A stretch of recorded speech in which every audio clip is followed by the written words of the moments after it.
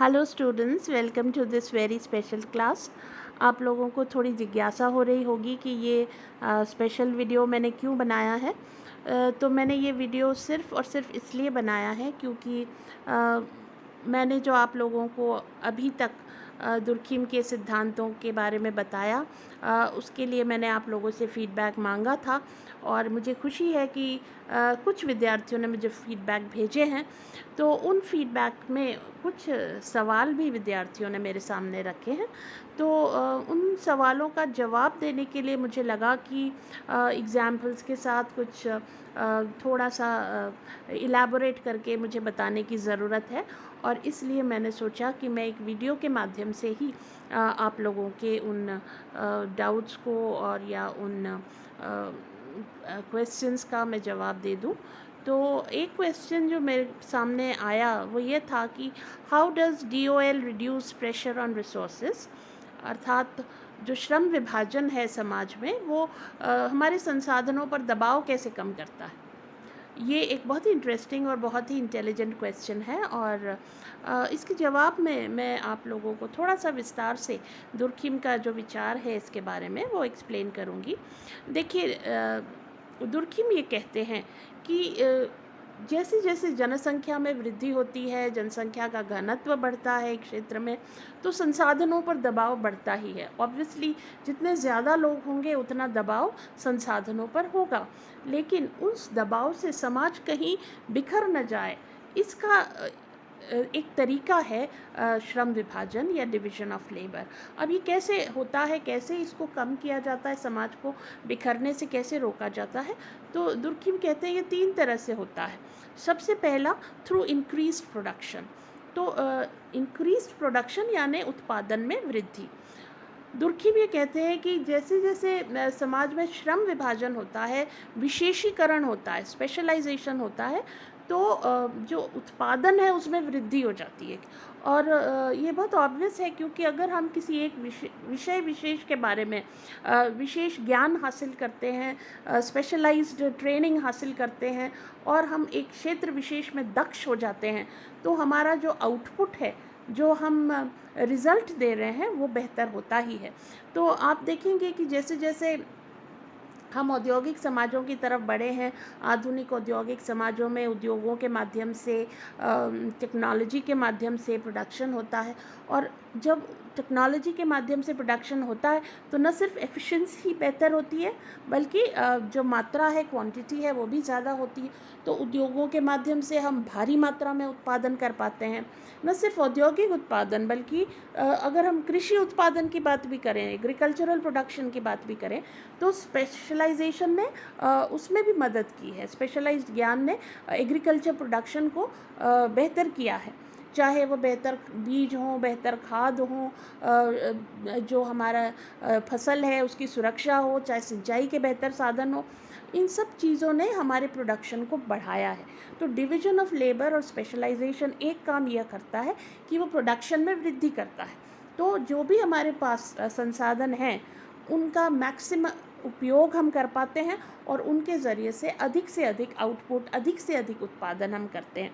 तो स्पेशलाइजेशन का जो पहला फ़ायदा होता है समाज के लिए वह यह है कि एफिशिएंसी और क्वांटिटी, कार्यकुशलता भी बढ़ती है और संख्या या मात्रा में भी वृद्धि होती है, तो प्रोडक्शन बढ़ता है। एक तो ये। दूसरा, through differential allocation of resources on the basis of universally accepted norms of merit and rewards।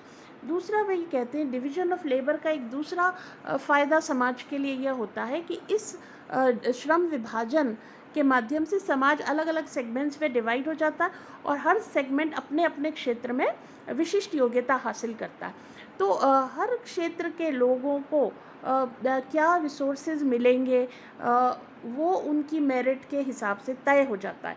तो समाज में एक जनरल एक्सेप्टेड नॉर्म्स होते हैं जिनके ज़रिए अलग अलग सेगमेंट्स को जो समाज में उपलब्ध संसाधन हैं, जो समाज में उपलब्ध जीवन अवसर हैं, जो समाज में उपलब्ध सुविधाएं हैं, उनको एक्सेस यानी उनकी उपलब्धता भी अलग अलग सेगमेंट्स के लिए अलग अलग हो जाती है, और वो उनकी अपनी योग्यता के आधार पर होती है, उनकी मेरिट के हिसाब से।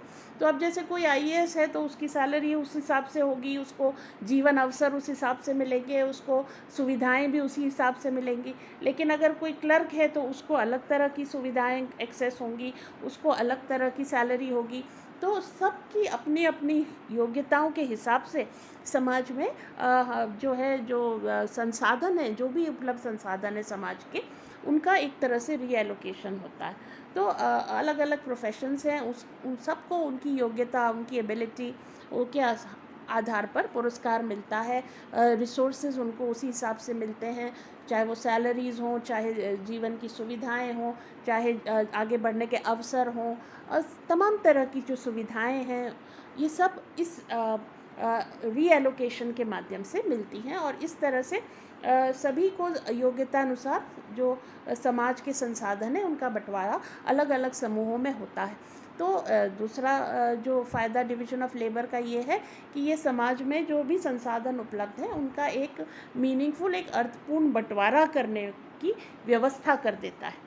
और ये बंटवारा मतलब सर्व स्वीकार्य जो मानक हैं उनके आधार पर होता है। तो कोई कॉन्फ्लिक्ट नहीं है, कोई कंपटीशन नहीं है, कोई लड़ाई झगड़ा नहीं है, बल्कि एक योग्यता के आधार पर तय हो जाता है कि किसको क्या मिल सकता है समाज से, या किसको क्या दिया जाना चाहिए। और तीसरी बात वो ये कह रहे हैं, through creation of differential aspirations. एक तीसरी बात जो मैं समझती हूँ कि एक अलग रूप में महत्वपूर्ण है, वो ये है कि न सिर्फ समाज का अलग अलग सेगमेंट्स में डिवीज़न हो जाता है, बल्कि हर सेगमेंट की जो नीड है या जो महत्वाकांक्षा है वह भी अलग अलग होती है। तो ज़रूरी नहीं कि जो एक सेगमेंट की नीड हो वह भी दूसरे सेगमेंट की भी आवश्यकता हो। उनकी नीड्स ही जब अलग अलग हो जाती हैं तो फिर वो एक दूसरे के रास्ते में नहीं आते, वे एक दूसरे के साथ प्रतिस्पर्धा में भी नहीं आते, न ही वे एक दूसरे के मार्ग में बाधा बनते हैं। इस बात को मैं एक एग्जाम्पल से आपको एक्सप्लेन करना चाहूँगी कि जैसे एक यूनिवर्सिटी प्रोफेसर है, वो अपने क्षेत्र में एक्सपर्ट है, और यूनिवर्सिटी प्रोफेसर का जो एस्पिरेशन है, जो एम्बिशन है, वो ये होता है कि वह अपने अध्यापन में श्रेष्ठता हासिल करे, वो अपने अकादमिक श्रेष्ठता हासिल करे। उसे धन नहीं चाहिए, उसे धन से ज़्यादा उसकी जो नीड होती है वह होती है अकादमिक दक्षता, एकेडमिक एक्सेलेंस। लेकिन एक बिजनेसमैन जो होगा वह पैसा कमाना चाहेगा, प्रॉफिट कमाना चाहेगा। तो दोनों के एम्बिशंस, दोनों के रास्ते बिल्कुल अलग हैं, और दोनों एक दूसरे के रास्ते में नहीं आते। उसी तरह से एक जो सेना में, फ़ौज में जो अधिकारी है, उसकी एस्पिरेशन और अलग है।